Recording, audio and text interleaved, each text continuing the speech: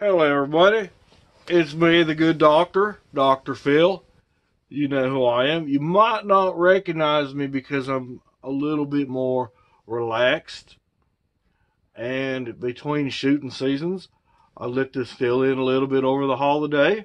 Looks pretty nice, I believe. Robin says I need to trim it so I look like my usual self. Speaking of self, I just want to remind you, this is a classic written by yours truly, Philip McGraw, PhD, called Self Matters. So if you're tired of dealing with all the drama and letting it personally affect you, I would highly recommend you get a copy of this book for yourselves, as well as those who are causing you all kinds of trouble and discomfort. Because obviously, there's some situations and problems you need to be working out. Let me just go ahead and read a few of these things off the back and see if they might apply to you. What if there is a you that has never seen the light of day, never got to say, hey, what about me? You ever thought that? Hey, what about me? Let's read another one. What if there's a you that you've never ever met and certainly never permitted to just be without fear of judgment or condemnation? Does that sound kind of applicable as well? Let's read on. What if you live your life on the sidelines, maybe even on Twitter, in constant fear of failing to please those who forever seem to stand in judgment of you and your life?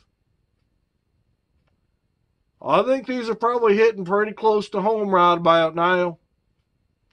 Sometimes you go all half-cocked trying to sort things out. That's about as silly as a shark trying to go climb up a tree looking for a peanut butter and jelly sandwich in a bird nest, because everybody knows a bird, he just got tuna fish up there. Yeah, it's one of my dumb things, huh? Anyways, let's read on a little bit more. What if you discovered that you had settled for what life had served up instead of what you really wanted or needed? How many of you just settled for what you thought you should just settle for? This book, Self Matters, is very important. Why? Because it helps you recognize who the true you are. Let's read a couple more here. It says, what if you really think and feel things you have never allowed to come out and certainly positively have never acted upon? What if your marriage is not all what you really emotionally want or need, but you silently stay the course anyway, selling out your hopes to be happy? Or possibly, what if you're allowing days to turn into weeks, weeks to turn into months, and months to turn into years, all adding up to a lifetime of being somewhat nameless and faceless in the world, wearing the labels that the world has assigned to you? Again, it's after Christmas, but you can still give this as a gift to yourself for starters, because you definitely need this. If any of these came even slightly close to coming home, you need to get in here and you need to do some work. This book is not an easy book. It is going to require a lot of work. I've been a doctor a long time. I know what I'm talking about. Listen to some of these chapters here that we got. This is one of my best books that was put out by the good folks at Simon and Schuler. I always get their names wrong. Simon and Schuster. It's a funny name, Schuster. It sounds almost like a shoe store. But it has things, as you can see right there, like, how about defining the authentic self? Who you really and truly are deep down inside.